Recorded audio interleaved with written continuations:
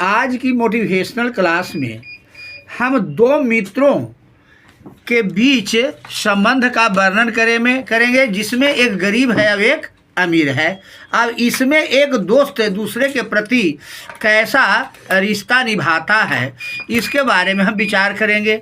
इसके संदर्भ में लिखते हैं सूरदास जी,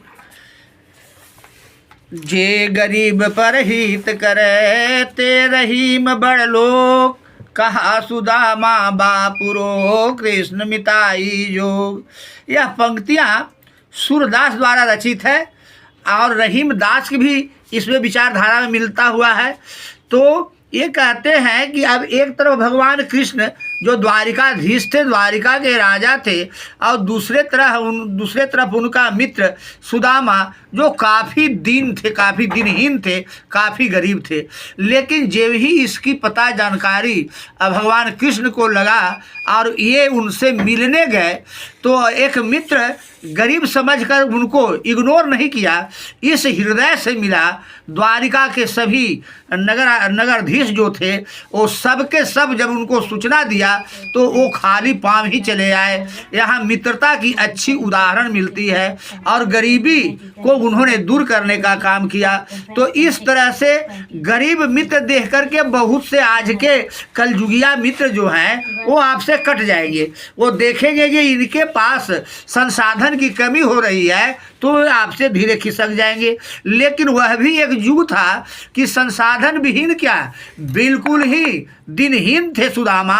और भगवान कृष्ण जब ही द्वारपाल से यह खबर भेजा कि कोई गरीब ब्राह्मण सुदामा आया है, भगवान वहाँ से बहुत तेज़ी से उनको रिसीव करने आए और अपने चेयर पर बैठकर उनके चरणों को धोया।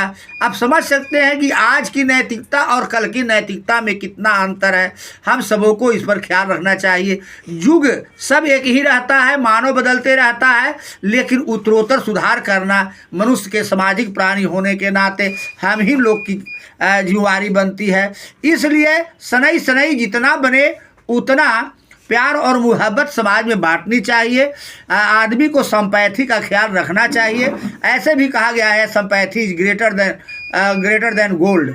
सोना से कीमती सहानुभूति होती है। हमें सहानुभूति को सेल नहीं करनी चाहिए। इसी आशा और उम्मीद के साथ कि समाज में गरीबों की प्रति ज़्यादा दुराव नहीं हो, लगाव हो, इसी आशा उम्मीद के साथ मैं आपके बीच में यह वक्तव्य कहा।